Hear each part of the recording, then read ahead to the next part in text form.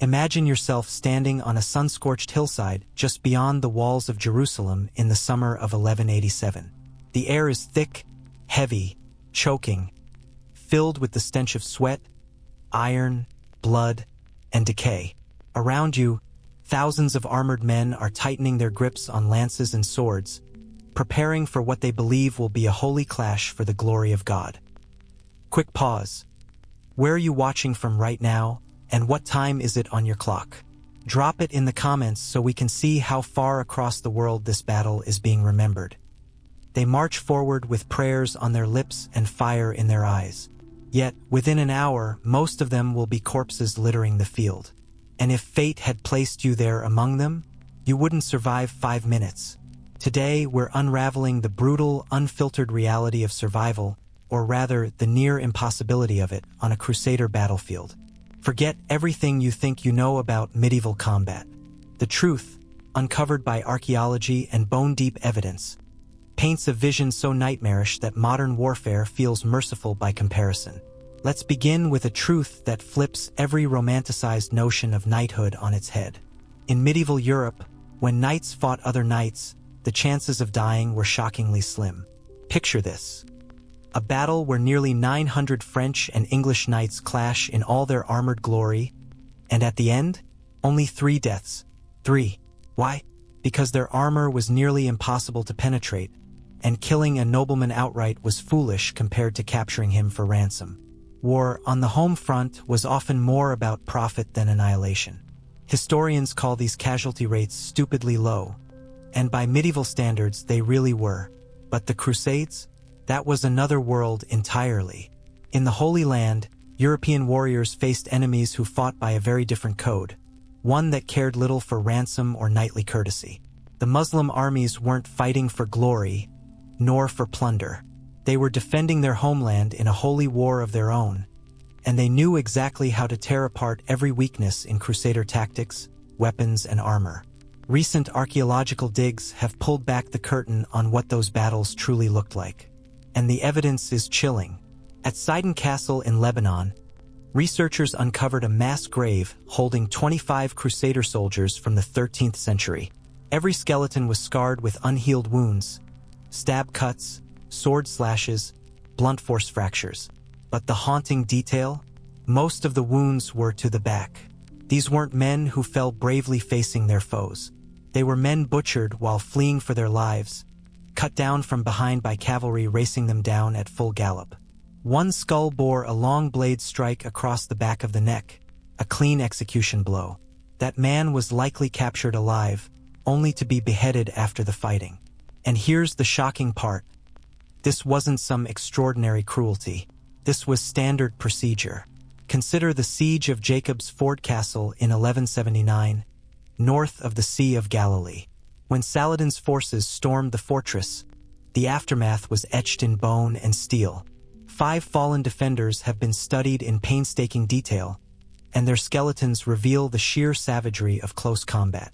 One soldier had already been pierced by multiple arrows, injuries that should have been fatal, yet the deep sword wounds all over his body show he kept fighting, desperate and blood-soaked, until finally overwhelmed. The angles of those blows prove he was locked in hand-to-hand combat with a right-handed attacker. And when the defenders finally perished, their armored bodies were stripped, dumped in a heap alongside the carcasses of dead war horses. A deliberate display, a warning to anyone who dared to resist. But even if you somehow survived the arrows, the blades, the crushing stones of siege engines, your nightmare was far from over. Because in the Crusader world, the silent killers, disease and starvation, claimed more lives than any weapon ever could. Picture the Crusader camps. Thousands of men packed shoulder to shoulder, choking on filth. There was no running water. Human waste flowed through open ditches. Carcasses of animals rotted in the sun. Fleas, rats, and lice thrived, spreading death faster than any army could. Scientists who examined medieval latrines at Crusader sites discovered a catalog of horrors. Roundworm, whipworm, tapeworms, protozoa that caused dysentery and chronic diarrhea.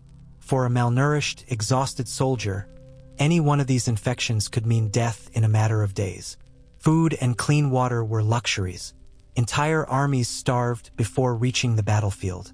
Scurvy, malnutrition, and dehydration turned strong knights into shambling wrecks. Siege camps especially became cesspools of sickness, death traps that swallowed thousands before a single sword was drawn. And then there were the weapons themselves, designed not just to kill but to utterly destroy.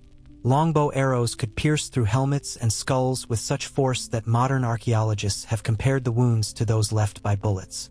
At Sidon, one warrior's skull revealed the path of an arrow that entered through his right eye and blasted out the back of his head. An instant, devastating death. But arrows were only one part of the arsenal. Medieval battlefields echoed with the crash of siege engines, hurling boulders that could reduce men to pulp. War hammers, axes, maces. Every tool was crafted to crush, rend, or maim through steel and flesh alike. This was the reality of Crusader warfare. Not romantic duels under a banner of God, but a world of terror, desperation, and merciless slaughter. Spiked maces forged to punch straight through even the thickest armor. War hammers built to shatter helmets like brittle pottery. Swords honed so keenly that one clean swing could split bone as if it were nothing more than dry wood. The cold truth of medieval combat is written not in chronicles, but in the bones left behind. Archaeologists reveal a grim pattern. Men didn't perish from neat, surgical strikes. They died in layers of agony. Sword gashes, crushed skulls, splintered ribs from blunt force, and arrowheads still lodged in bone. One single skeleton often tells the story of a dozen wounds delivered before the warrior finally collapsed. These men fought until their bodies simply refused to carry them another moment. And death itself was rarely merciful. Those whose remains we study today were, in many ways, the fortunate ones. They were retrieved, buried, remembered. For each skeleton uncovered, countless others were abandoned to the battlefield, stripped by scavengers, gnawed by animals, or tossed into shallow pits that history will never recover. Their stories vanished in the dust. Survival on a Crusader battlefield wasn't a matter of bravery alone. It was a brutal lottery. Everything depended on circumstance: your armor, your position, your enemies, the weather, the disease that might break out in camp, or whether supply lines brought you water on time. Fate was often more decisive than skill. So when we claim that survival in such battles could be measured in seconds, it isn't exaggeration. It's arithmetic. Medieval clashes rarely stretched longer than a few hours, but for the individual soldier, the instant formations dissolved into chaos. Life expectancy plummeted to heartbeats. Archaeological findings confirm this grim reality. Many of the most fatal wounds occurred not in the organized fight, but in the rout, the chase, the massacre that followed when armies broke. Soldiers fleeing for their lives became prey, cut down like hunted animals. Now picture the setting. You're sealed in nearly 60 pounds of iron and mail, marching beneath a desert sun that burns hotter than 100 degrees Fahrenheit. Just standing in that weight would exhaust a trained athlete today, but these men carried it for weeks, then fought under it, desperate to keep moving as muscles failed. And the sound would have been hell itself. Tens of thousands of voices colliding in screams and war cries, the terror of horses shrieking, the deafening clash of steel on steel, and beneath all of it, the sickening thud and tearing as weapons found flesh. Many soldiers likely lost their hearing mid-battle, robbed of one of their most vital senses exactly when they needed it most. Yet perhaps the most chilling reality was chaos, the pure unpredictability of it all. Modern wars, for all their cruelty, follow some semblance of rules, of protocols. Medieval battlefields, they were slaughterhouses with no boundaries. A crossbow bolt could cut through 3 men in a line. It didn't matter if you were its intended target. Often you weren't. You died from a shot loosed by someone you never saw, from a hill you never noticed. Friendly fire was rampant. Imagine.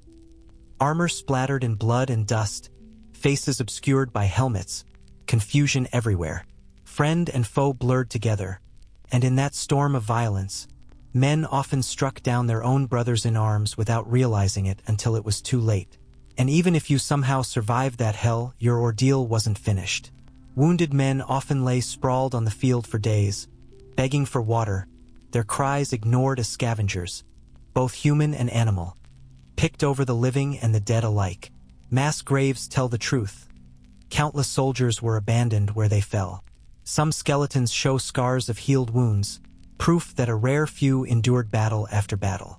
But for every bone marked with healing, dozens bear only final, fatal cuts. Testimony of lives ended in the dirt.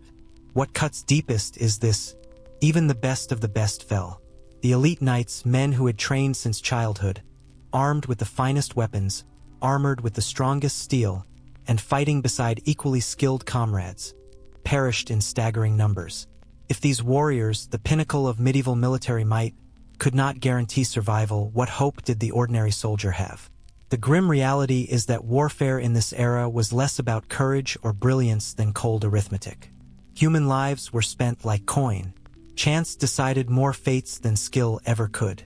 A stray arrow slipping between helmet and mail, a blade finding the gap in a gauntlet. That's all it took to erase years of training, faith, and ambition in an instant. The Crusades spanned nearly 2 centuries. Hundreds of thousands of men marched east, convinced they carried God's cause in their hearts, certain they were securing a place in paradise. The bones unearthed in foreign soil tell another story, of unmarked graves, broken bodies, and a reality so brutal it stripped away every illusion of glory. So the next time someone paints a picture of the knightly charge, banners flying, trumpets blaring, and a battlefield full of so-called glory, pause for a moment. Remember the truth. Remember the 25 skeletons uncovered at Sidon Castle, their bones pierced by crossbow bolts that struck like modern bullets. Remember the sword cuts carved into the backs of men who tried to run, only to be struck down mid-flight. These weren't duels of honor. They were massacres, chaos frozen in bone. The battlefield was not a stage for valor. It was humanity's darkest theater, a place where survival itself was the rarest victory. If you or I were thrown into that world, we wouldn't last minutes, not even moments. And maybe that's why these stories carry such weight, because they rip away the myths and force us to confront the reality that history wasn't built by fairy tales of chivalry, but by blood, terror, and an endurance few today can even imagine. These were real men, living and dying in the dust and the screams of war, and only a handful survived long enough to pass their tale forward. Now, let me ask you, if you had to choose, would you rather face battle as a knight on horseback, or as a crossbowman behind the walls? Drop your answer in the comments below. If this glimpse into the raw truth of medieval combat fascinated you, then make sure to like, share, and subscribe to Vassal Truths, where we uncover the untold, the brutal, and the unforgettable moments of our past. And stay tuned, because the next story might just change the way you look at the Middle Ages forever.